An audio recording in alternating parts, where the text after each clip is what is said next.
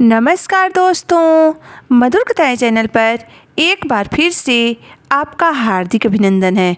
तो आज की मेरी कहानी का शीर्षक है जेठानी का हार।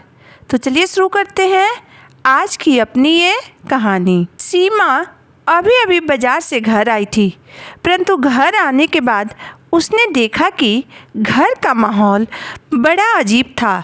सभी लोग हॉल में सोफे पर बैठे हुए थे, परंतु सबके चेहरे बता रहे थे कि कोई न कोई बहुत बड़ी बात हुई है। पर सीमा के पूछने से पहले ही उसकी जेठानी रेखा ने उसके पास आते हुए जोर से कहा, सीमा, मेरा हार कहाँ है? आखिरी बार मैंने उसे तुम्हारे पास ही देखा था। शराफत से मेरा हार लौटा दो। अपनी जेठानी की बात सुनते ही सीमा हैरान हो गई और बोली, दीदी, मेरे पास आपका कोई हार नहीं है। भला मैं आपके हार का क्या करूँगी? तब उसकी जेठानी थोड़ा चीढ़ते हुए बोली, अच्छा, कितनी आसानी से झूठ बोल रही हो तुम। शर्म नहीं आती है तुम्हें झूठ बोलते हुए? उस दिन तुमने मेरा हार नहीं लिया था, यह कहकर कि दीदी, मैं भी ऐसा ही हार बनवाना चाहती हूँ, एक बार डिजाइन दिखा दो। अच्छा, वो हार? पर वो हार तो मैंने आपको उसी वक्त दे भी दिया था, सीमा ने कहा। सीमा, अब और झूठ मत बोलो। तुमने मुझे मेरा हार नहीं दिया था, बल्कि वह हार छुपा कर तुम अपने साथ ही ले गई थी। चुपचाप मेरा हार निकाल कर दे दो, वरना मुझसे बुरा कोई नहीं होगा। अपनी जेठानी की बात सुनकर सीमा सकते में आ गई। आखिर वह भी गुस्साते हुए बोली, बस दीदी, अब बस भी कीजिए। मुझे नहीं पता है कि आपका हार कहाँ है। मैंने सिर्फ डिजाइन देखने के लिए लिया था और आपको उसी वक्त लौटा भी दिया था। अब आपको याद नहीं है तो मैं क्या कर सकती हूँ? देखिए मम्मी जी, कितनी आसानी से मुकर रही है ये। आखिर छोटे घर की जो ठहरी, दिखा दी न इसने अपनी औकात, चुरा लिया न मेरा हार। नहीं तो आज तक कोई सामान हमारे घर से गायब नहीं हुआ है। रेखा अपनी बात को सही ठहराते हुए बोली। तब सीमा भी थोड़ा तेज आवाज़ में बोली, बस कीजिए दीदी, माना कि मेरा मायका आपके मायके की तरह अमीर नहीं है, लेकिन स्वाभिमान तो उनका भी है। वह भी इज्जतदार लोग हैं। भला मुझे आपकी हार की क्या ज़रूरत पड़ गई? वह तो आपके देवर जी ने कहा था कि वह मेरे लिए भी हार बनवा रहे हैं। इस कारण मैं डिजाइन देखने के लिए आपसे आपका हार लिया था, पर मैं तो उसी वक्त आपको आपका हार देकर अपने कमरे में चली गई। अब आप कहीं रख कर भूल गई हैं और मुझ पर चोरी का इल्ज़ाम लगा रही हैं। तब रेखा थोड़ा नाटक करते हुए बोली, हे राम, तुम कहना क्या चाहती हो? मतलब मैं झूठ बोल रही हूँ? मुझे मेरा हार वापस दो, वरना। तभी उनकी सासू माँ बोली, बस करो बड़ी बहू, कुछ भी बोले जा रही हो। हम छोटी बहू से बात कर रहे हैं ना। तब रेखा चिल्लाते हुए बोली, क्यों न बोलूँ मैं मम्मी जी, वह हार मेरे मायके से मिला था, आप लोगों ने नहीं दिया था और इसने इतनी आसानी से उसे चुरा लिया। मुझे नहीं पता कहीं से भी यह मुझे मेरी हार दे, इसे तो मेरा हार देना ही पड़ेगा। तब सीमा बोली, जब मैंने आपका हार लिया ही नहीं है तो मैं कहाँ से दूंगी आपका हार? सीमा भी अब चुप होने का नाम नहीं ले रही थी। आखिर वह चुप होती भी क्यों? उसके ऊपर चोरी का इल्ज़ाम लग रहा था। तब उसकी सासू माँ उन दोनों के बीच में आते हुए बोली, सीमा, तुम अपने कमरे में जाओ और रेखा, तुम अपने कमरे में एक बार फिर से जाकर चेक करो। क्या पता तुम्हारा हार तुम्हें मिल जाए, शायद उसे तुम ही अपने पास रख कर भूल गई हो। तब बड़ी बहू रेखा बोली, मम्मी जी, मैं अपने कमरे में और अलमारी में अच्छे से चेक कर चुकी हूँ। मेरे कमरे में कहीं भी नहीं है मेरा हार। आप चाहें तो आप भी मेरे कमरे में जाकर चेक कर सकती हैं। पूरा सामान उथल पुथल हो चुका है, पर अब सिर्फ इसी का कमरा चेक करना बाकी है। आप इसका कमरा चेक कर दीजिए, मुझे पक्का विश्वास है कि हार इसके पास से ही मिलेगा।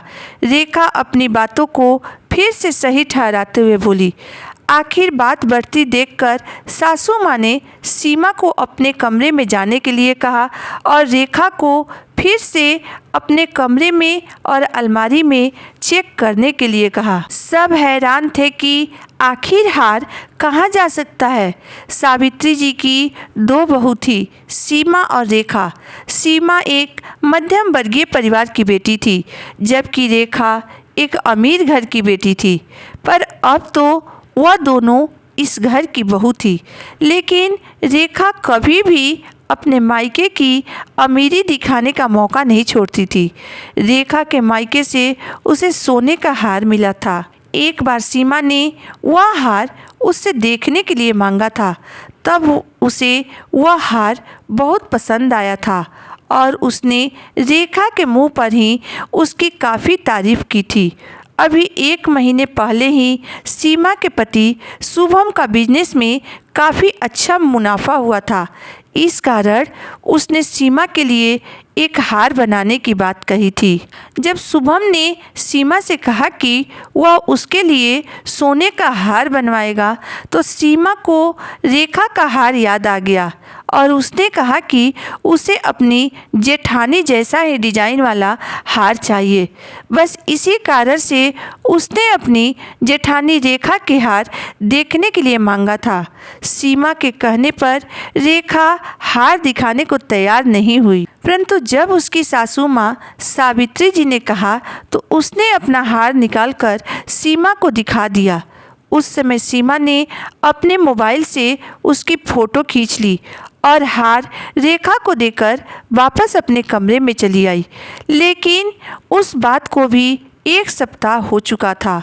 अब रेखा को उसका हार नहीं मिल रहा था। सावित्री जी को भी यही याद था कि सीमा ने रेखा को उसका हार वापस दे दिया था, पर रेखा इस बात को मानने के लिए तैयार नहीं थी।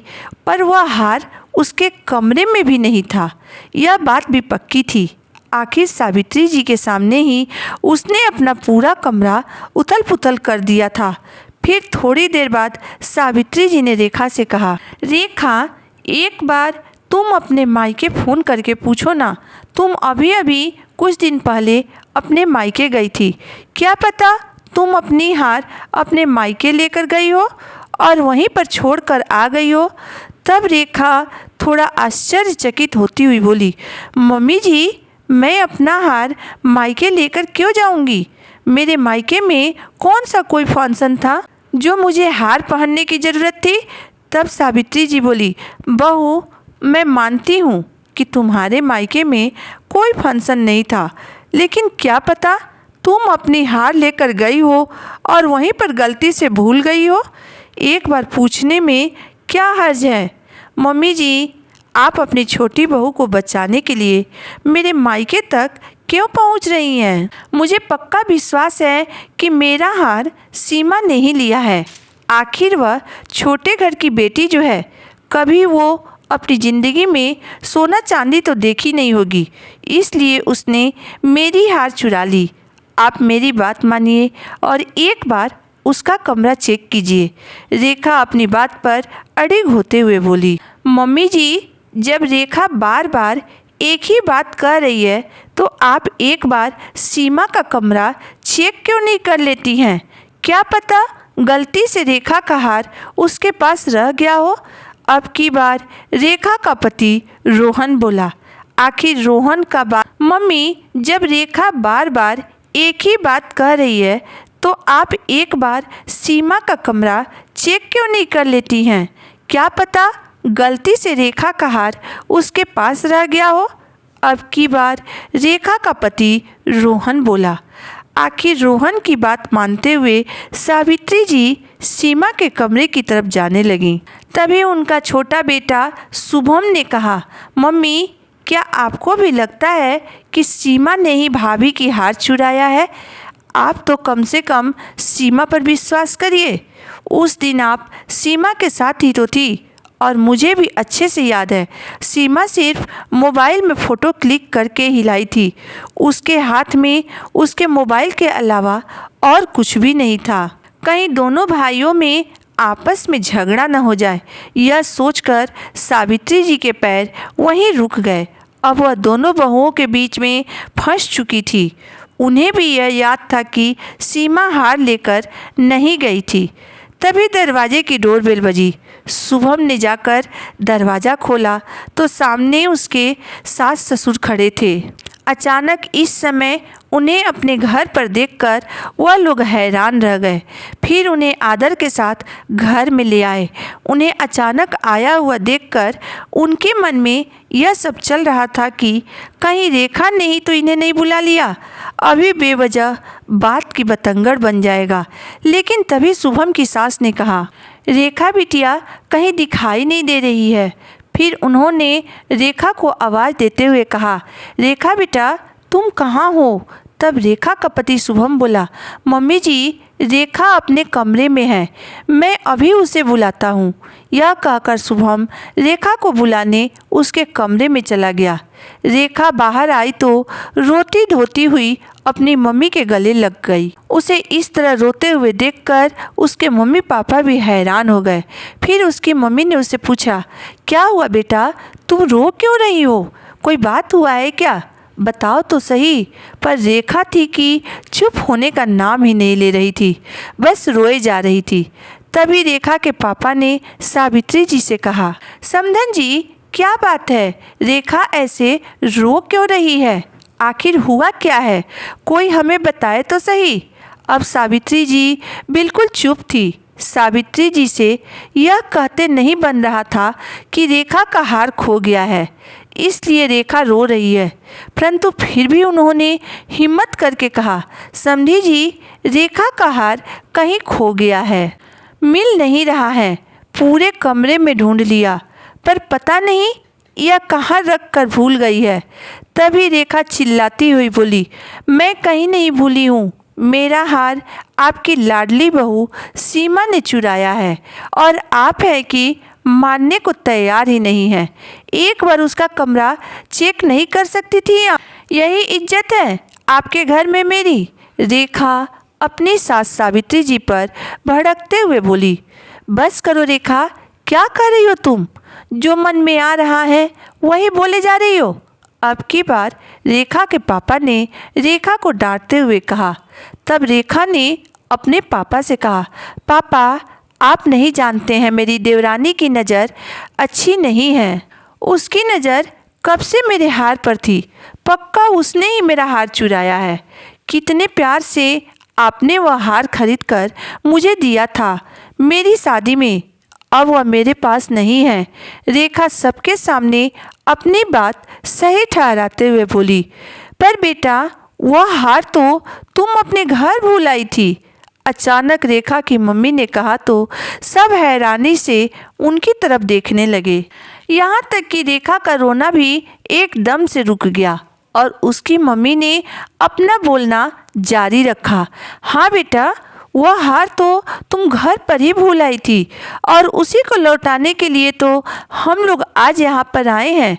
यह कहते हुए उसकी मम्मी ने अपने पर्स में से वह हार निकाला और सबके सामने रेखा के हाथ में दे दिया।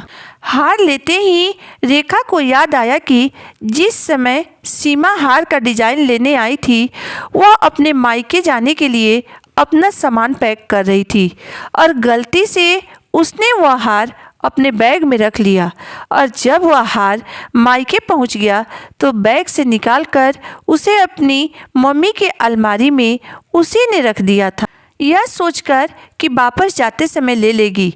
हार को देखकर जहां रेखा की बोलती बंद हो गई वहीं सीमा की आंखों में आंसू आ गए। तभी सावित्री जी ने कहा, रेखा अब क्या कहोगी तुम इस बारे में?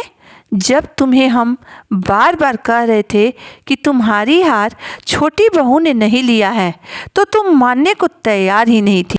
बेटा मार के घाव भर जाते हैं लेकिन बोली के घाव कभी नहीं भरते हैं। आज सही में तुमने बहुत ही शर्मनाक हरकत की है।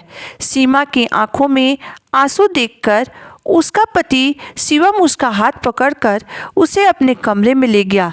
रेखा ने उसके लिए अपनी सास सावित्री जी से माफ़ी मांगी, साथ ही साथ सीमा से भी।